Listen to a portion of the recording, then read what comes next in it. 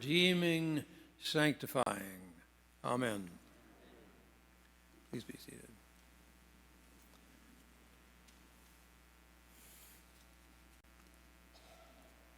It's a great joy to be here. I thank Dean Wolf for inviting me. I have great feelings for this parish. Three of my dear friends have been the rectors here, and I know the kind of ministries that you all have to the city, to the people, in so many ways of this great city, this great church. I admire this place. I admire you. Thank you for letting me preach today. I ordained your rector. I'm kind of checking up on him, but so far so good, and someday he's going to amount to something really good. In August of 1945, I lived 3 houses away from the railroad track in West Virginia. I would often walk down to the tracks and I'd turn to the left. And if I turned to the left, I'd hop on a track and I'd balance myself, and then I'd hop on another track and go down. But if I went down to the tracks and I turned to the right, the tracks followed a trestle that towered over the land surrounding Four Pole Creek. If I lost my balance on those tracks, or if a train came around the bend thundering while I was on the trestle, then I needed to have a conversation with myself about death. On August 6, 2023, we have 2 tracks at St. BART'S this morning in this sermon. One track is the world's remembrance of the atomic bombing of Hiroshima, August 6, 1945. The second track is the church's remembrance on August the 6th of the Transfiguration of Jesus on a mountain in the Middle East. Both tracks had spectacular beginnings, and both tracks force us to have a conversation about death. So let's go down one track.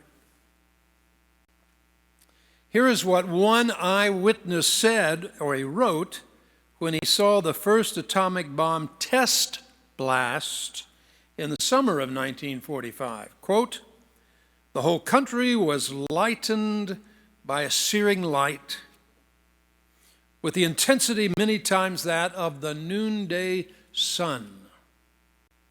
It was golden, purple, violet, gray, blue. It lightened every peak, every crevasse and ridge of the nearby mountain range with a clarity and beauty that cannot be described."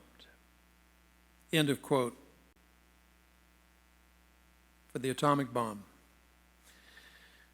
That sight got us on the track for the atomic age that followed, and we're sitting in.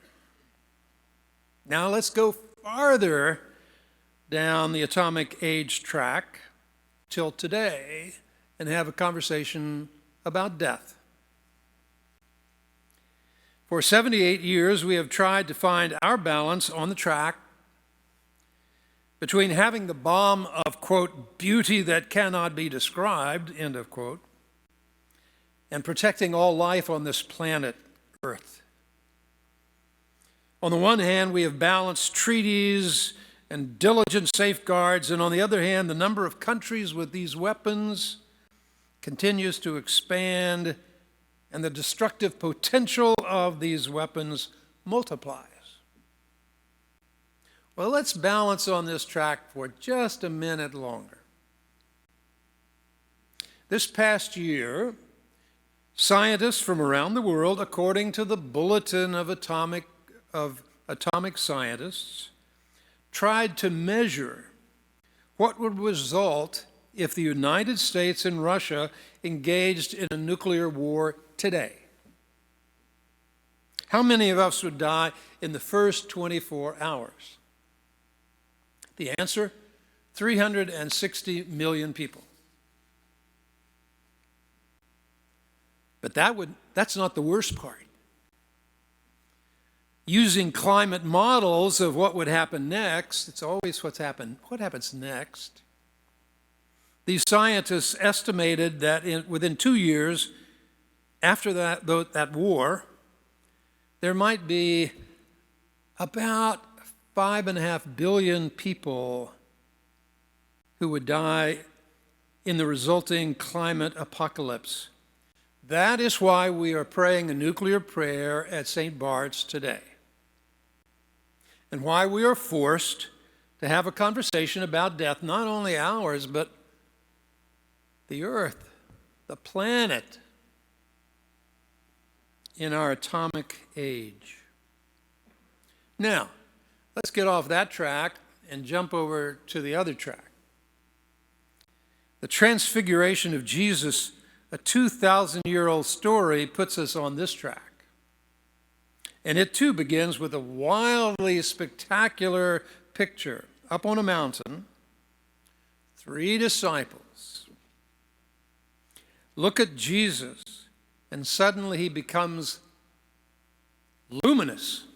Quote, he was transfigured. His face shone like the sun, and his clothes became dazzling white. That was plenty.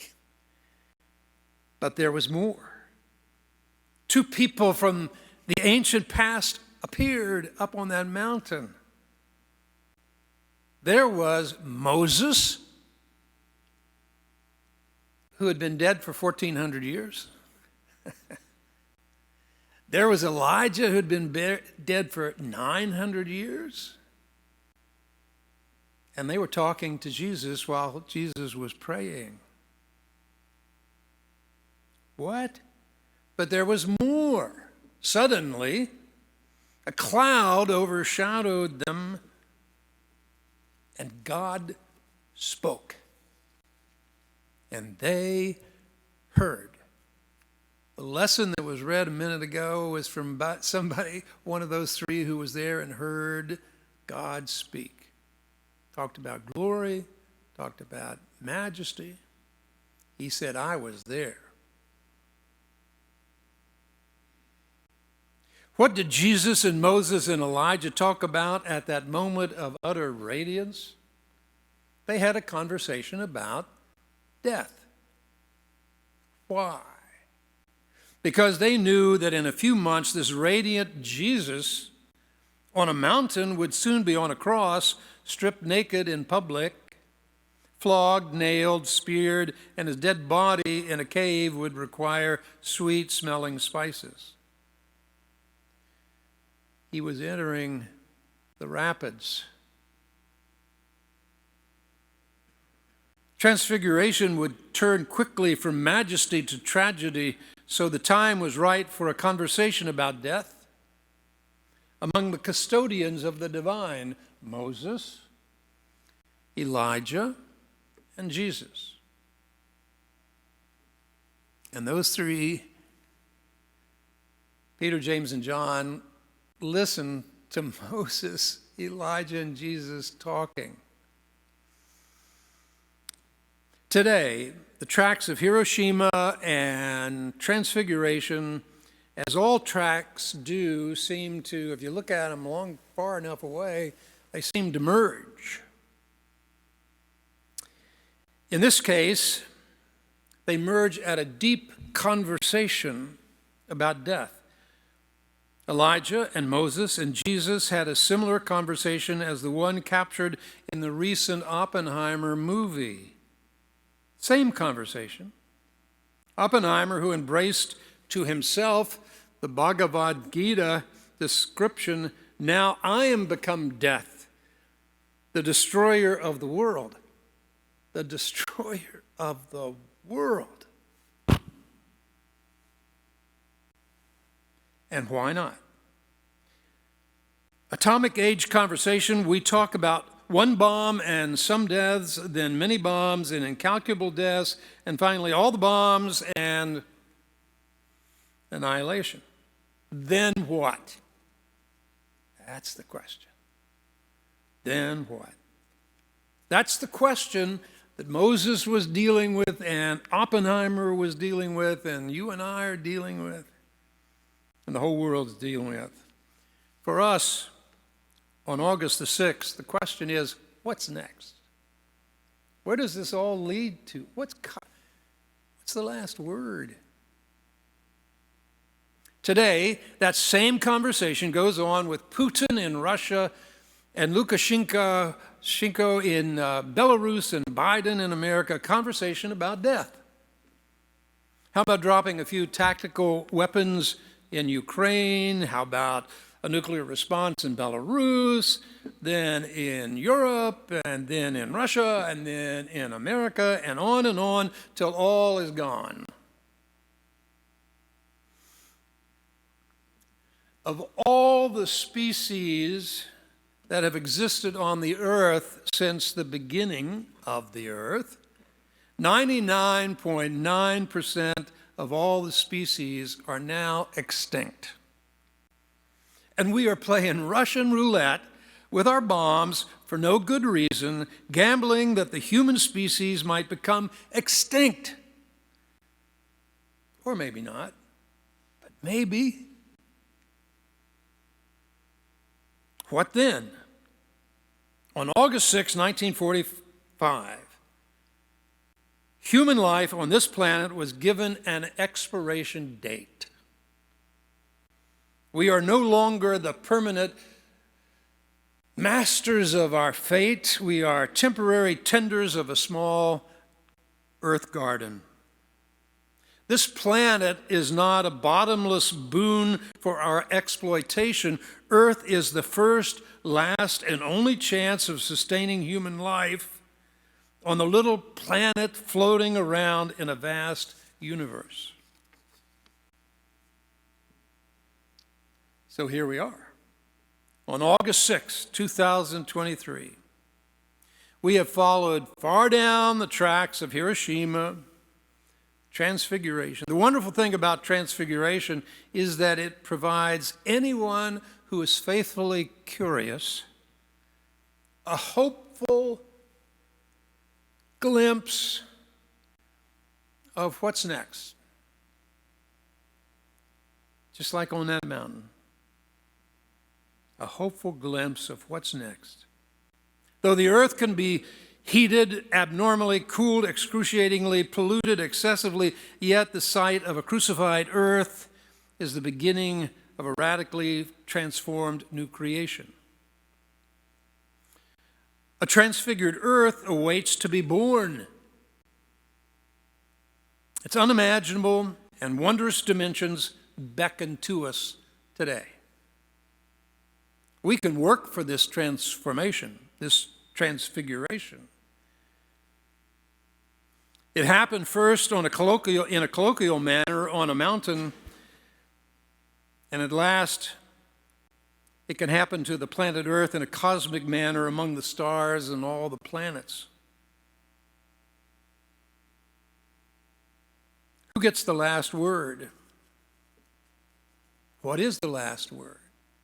The last word is the beginning word. In the beginning was the Word, and the Word was with God, and the Word was God. The same was in the beginning with God.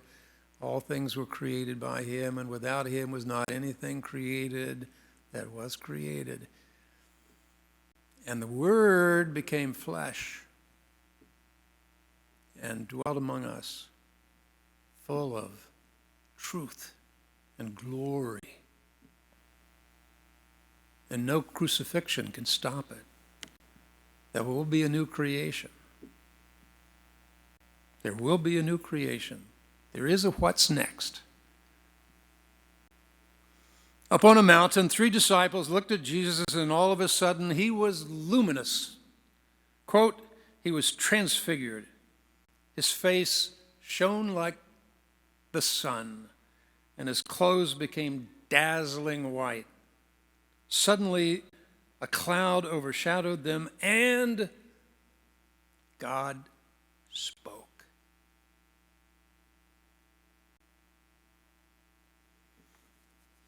Amen.